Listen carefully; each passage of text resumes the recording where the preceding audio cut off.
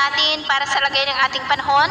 ngayong tanghali po ng September 1, 2023 na kung saan sa ngayon ay nananatili pa rin po na napaka-aktibo ang dagat Pasipiko na bumuo ng mga sama ng panahon. At sa ngayon, maliban sa tatlong bagyo na ating binabantayan ay may panibagong LPA na naman na nabuo dyan po sa malapit sa Mariana Island sa labas ng ating area of responsibility. Mas mababa po kung saan nagsimula si Bagyong Hana. Ang development po nito ang ating babantayan at tinawag po ito ng Joint Typhoon Warning Center ng 95W. Samantala si Bagyong Hana naman ay nandito sa loob ng ating area of responsibility about 699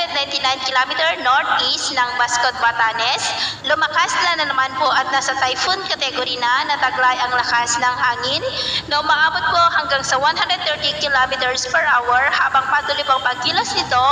pa northwestward at posibleng maglandfall dyan po sa may Taiwan sa darating na linggo at posibleng sa Lunes ng madaling araw ay makakalabas na po ito sa ating area of responsibility.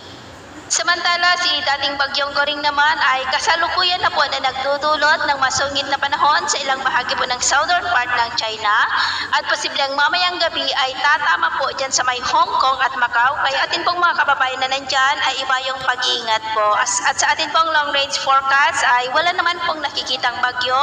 na tatawid sa malaking bahagi ng ating bansa hanggang po sa susunod na 2 linggo,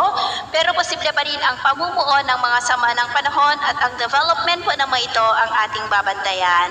At sa lagay po ng ating panahon, ngayong tanghali ay generally fair weather po sa malaking bahagi ng Visayas at Mindanao. Pero dahil po sa habagat ay maulap ang kalangitan na may mga pulupulong pag-ulan sa malaking bahagi po ng Ilocos Region, Metro Manila,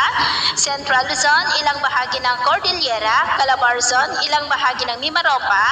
lalo na po dyan sa may Mindoro provinces at maulap na kalangitan rin with isolated light rains sa ilang bahagi ng Bicol Region, Panay Island at Negros. At mayang hapon po mas mataas na ang tsansa ng mga pulo-pulo ng mga pag-ulan at posible ang may kalakasan ng mga pag-ulan sa mas malaking bahagi po ng Luzon. Kaya mag-ingat po tayo dahil mataas po ang mga banta ng mga pagbaha at pagguho ng lupa, lalo na po dyan sa kanlurang bahagi na pinaka-apektado po ng habagat. At sa atin namang mga baybayin, dahil po sa habagat ay maalon pa rin sa kanlurang baybayin ng Luzon maging sa extreme northern Luzon seaboard na posibleng aabot po ang taas ng alon sa 1.5 to 3.5 meters height.